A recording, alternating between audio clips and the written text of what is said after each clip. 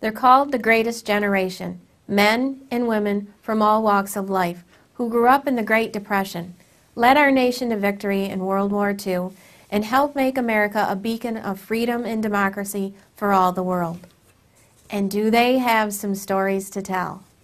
I'm pleased to be partnering with the New York State Military Museum and Veterans Research Center to preserve the words and memories of many of our World War II veterans. These stories will be entered into the state's archives, where they will be accessible to researchers, academics, and future generations. Our veterans have given so much to help build a brighter future for all Americans. This tribute is just one small way of saying thank you.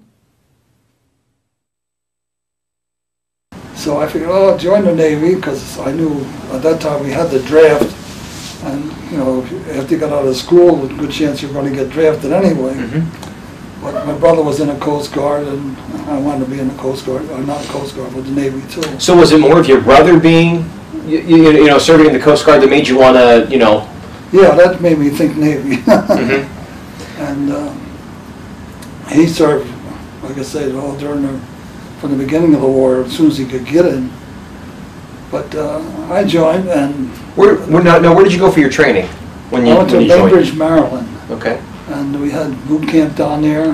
How was that experience? That was a tough one, because we had, in fact, this chief we had, he had some expressions I don't even want to talk about, but he didn't care for anything or anybody. I mean, that was his attitude. And all we knew was we called him sir, and in fact, after our company graduated, they took him away from there because he was overdoing it. But he would, you know, one person goof up, the whole 120 men, we'd double time around the grinder, as they call it, which was the training field. And he'd sit there and smoke a cigarette and just keep waving you by. But it was tough. But the Navy screwed my head on straight. I'm a firm believer, and a lot of people will disagree with me, that every kid gets out of high school, he ought to serve at least 6 months in the service. And especially the kids today, because they don't expect responsibility now, because they're so used to having everything handed to them. And I wasn't raised that way, but I think it's a good thing, and I have a lot to be thankful for. That's how I learned ended up being a machinist for my working years, and I got my first bit of training in the Navy. So when I was one of the lucky ones. I got scarlet fever the last week of boot camp, so I ended up had 2 weeks of what they call recuperation after you got out of the hospital. And that was, I worked in the machine shop there making lamps for the officers, I think, mahogany and with anchor bases on them and everything.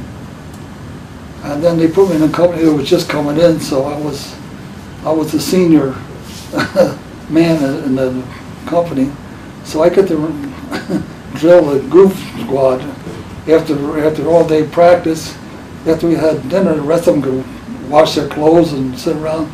I had the goof squad to teach them how to march.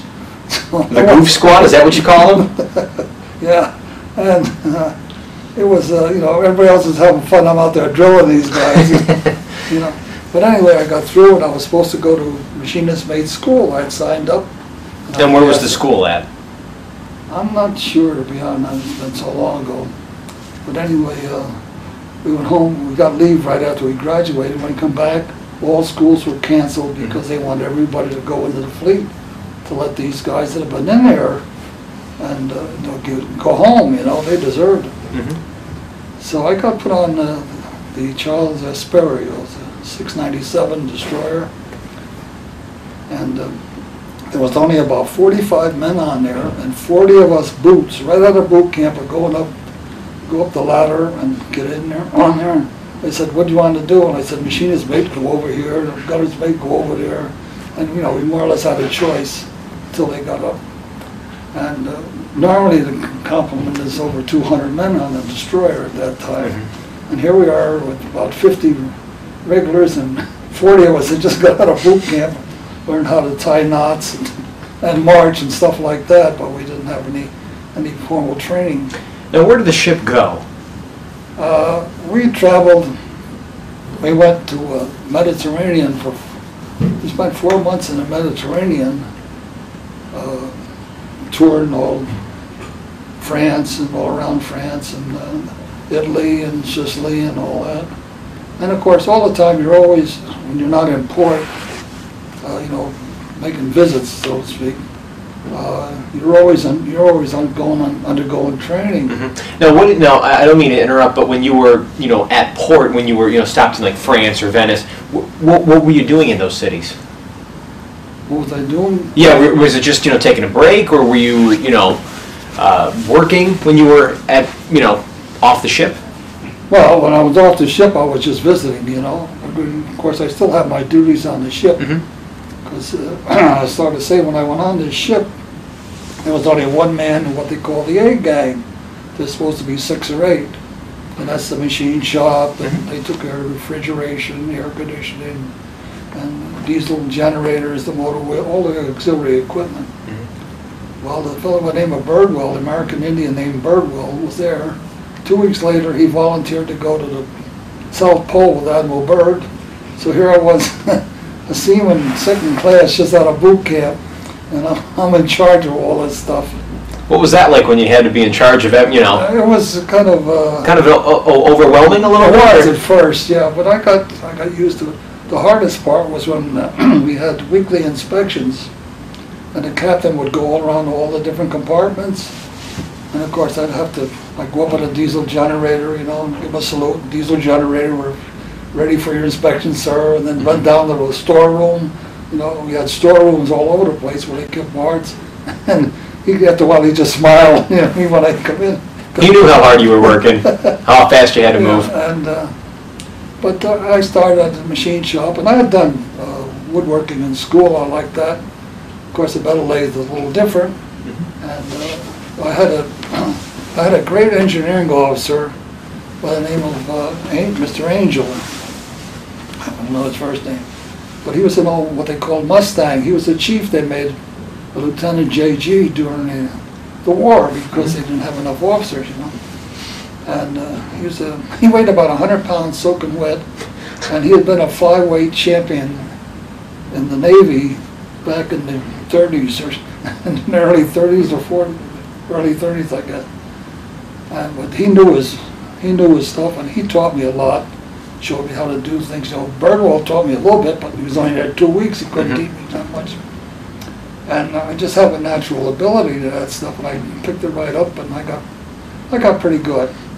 The biggest disappointment I had, they got orders to send somebody to machine repair school, which would teach you how to run, you know, lathes and all kinds of different milling machines, which we didn't have on a ship. I just had a lathe and a grinder and a bunch of attachments for the lathe where I could do some of the work, but nothing big. So I ran right up to him as soon as I saw that. And I said, Mr. Angel, I'd like to get that. He says, I can't spare you. You're the only one that could do that work.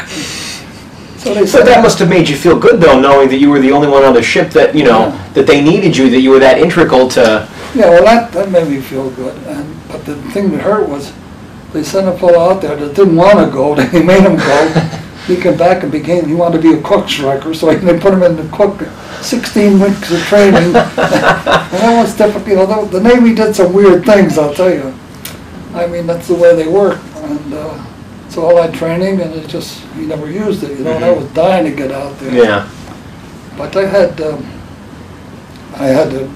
we had a tough time going over the Med, and we were so undermanned, we had to stand 4 on and 4 off watches. Yeah, I was going to ask, because, you know, earlier in the interview you said that, you know, the destroyer you were on usually has, 200 guys on there. You had, what, about 100? Yeah, we had about 100. We had about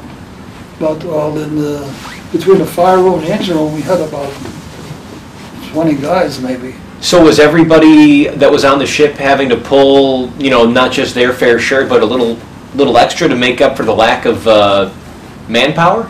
Probably. We had it the worst, though.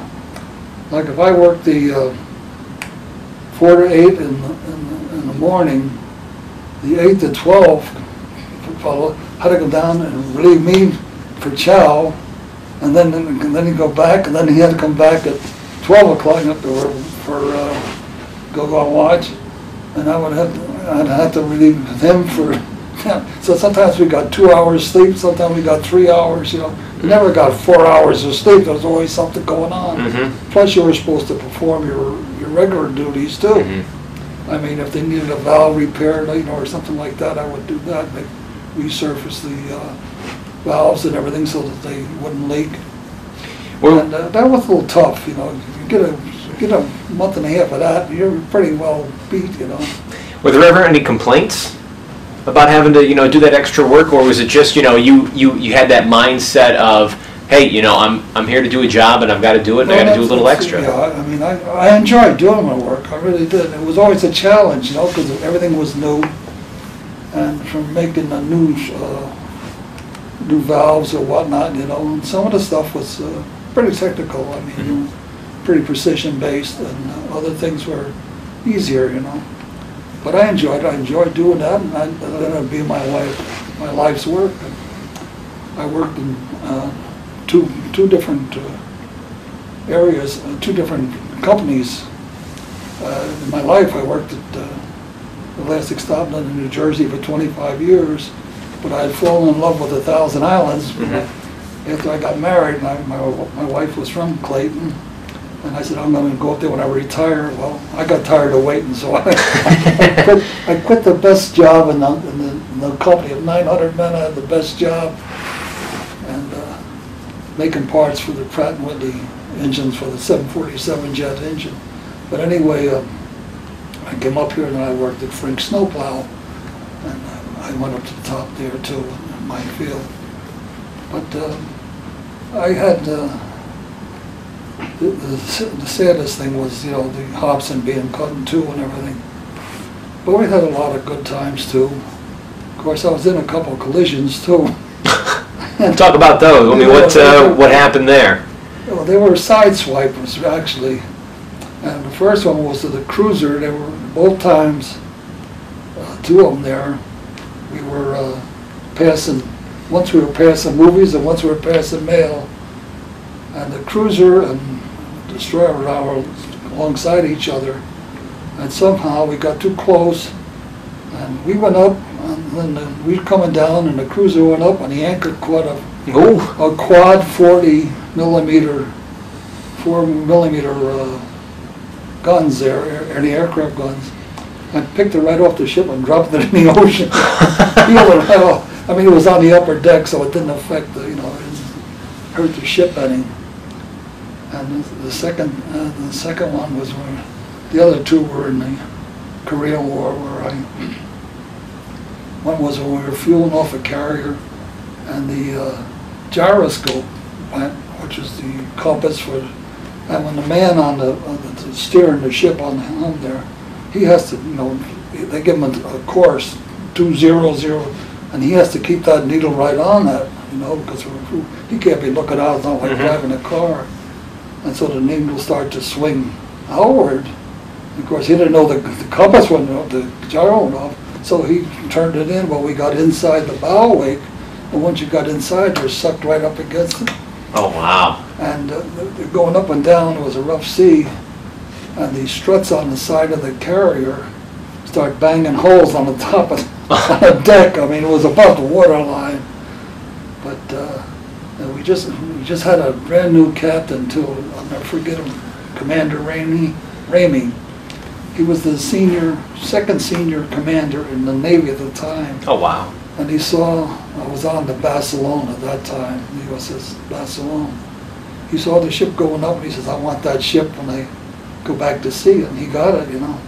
First trip out, and he got that. So all they could do was give it a flank speed again, and, you know, hard right rudder. And they got all these big hoses, 6-inch hoses, pumping this fuel oil, which is like almost like tar when it's cold. Yeah.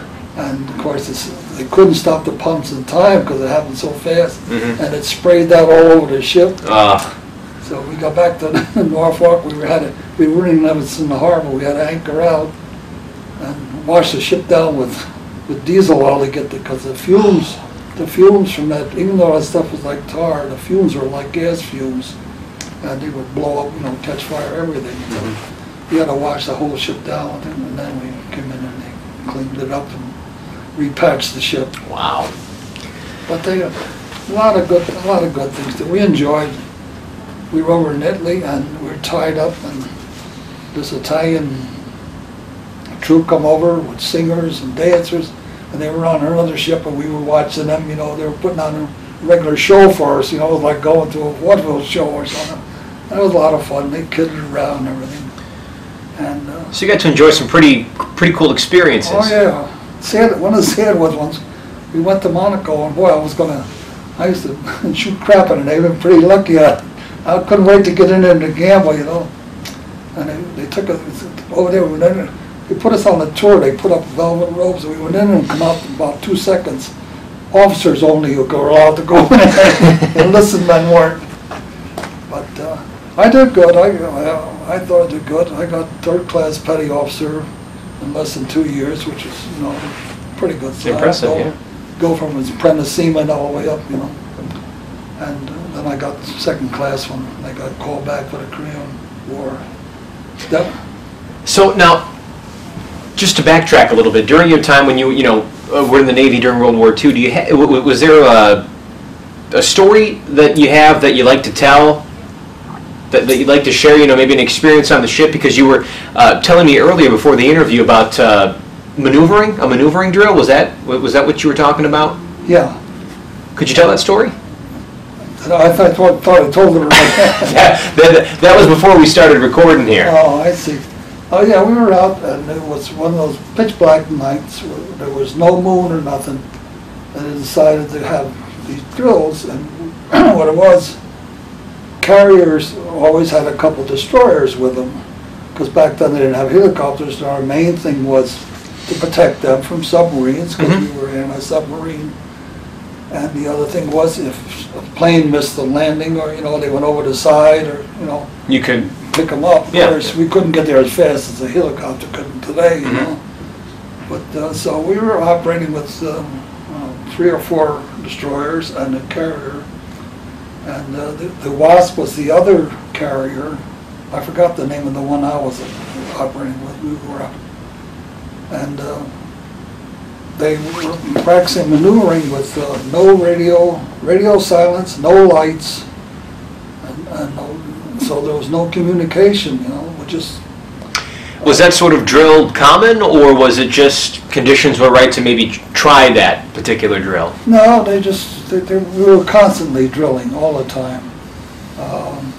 So while we were out there, the Hobson cut in front of the Wasp carrier, and they never broke radio silence to let them know they were heading for a collision, and they cut the Hobson right in two. Wow. And it went down like a rock, and I think it was around 140 or some men went down with it, and there was only a few survivors, the ones that were up on deck and had a chance to jump over the side. A lot of them were sleeping because they were off watch in the middle of the night. And the next night, when I was always on the throttle on the ship, when we were going in and out of port, that was my main duty. So I was on the throttle, and all of a sudden I get a emergency flank speed, which is the fastest the ship can go. And at that time,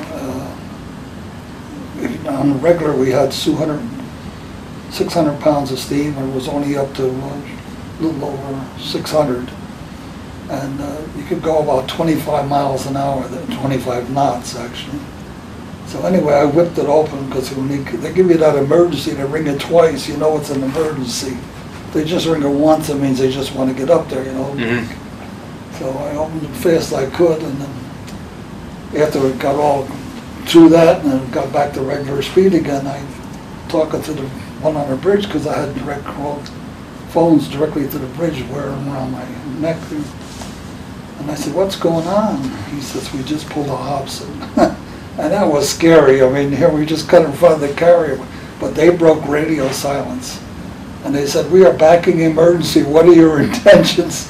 And our intentions were to get the hell out of there. So you didn't get hit, yeah. As fast as we could. And then we were down, one of the funny parts was, I mean, it seemed funny at the time then.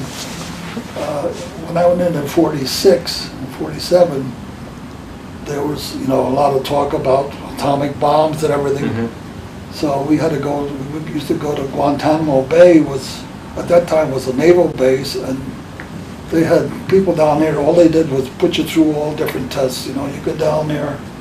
I mean, it's hot down there in Cuba in the summertime, and you're in there, and you know, it's fire in the engine room, you know, and you had to go through all the motions, you know, and what you're supposed to do, depending on your job.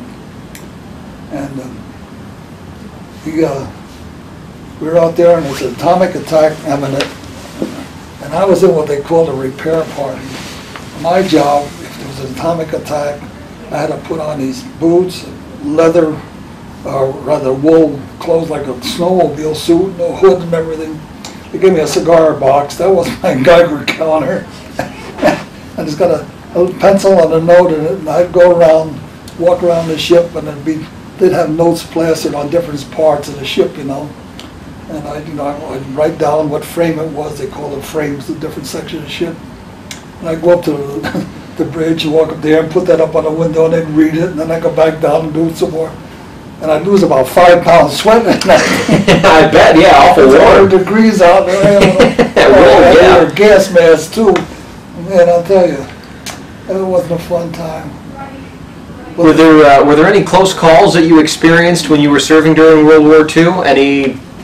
Oh yeah, outside the Hobson and a few of the bumps there. And you can always tell when you sideswipe home, because when the ship starts moving sideways, You knew you was a little too close for comfort, yeah. we hit something.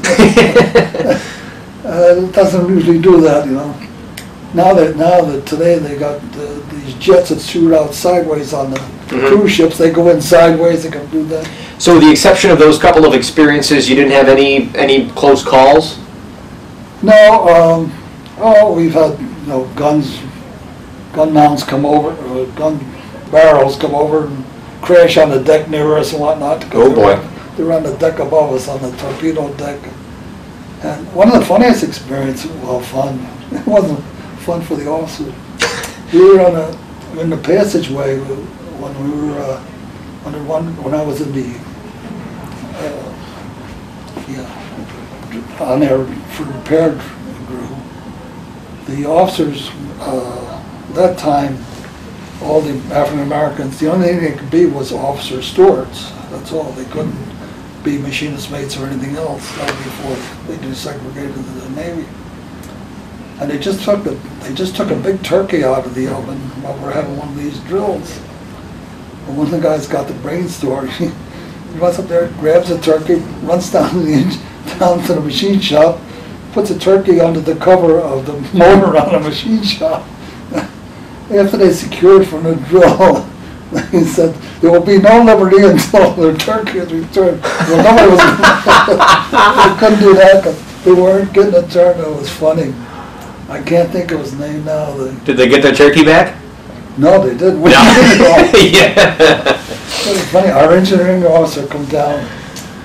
He says, "I know you guys stole that turkey. I can't prove it. I know you did." He says, "All I want is a sandwich out of it." I said, "Mr. Hayes, no, we wouldn't do that, you know." He said, "You're a bunch of liars." Did you ever, anybody fess up over time? Or? No? That's funny. That's around the first time anybody fessed up. That was back in 47 or 46, I don't know which.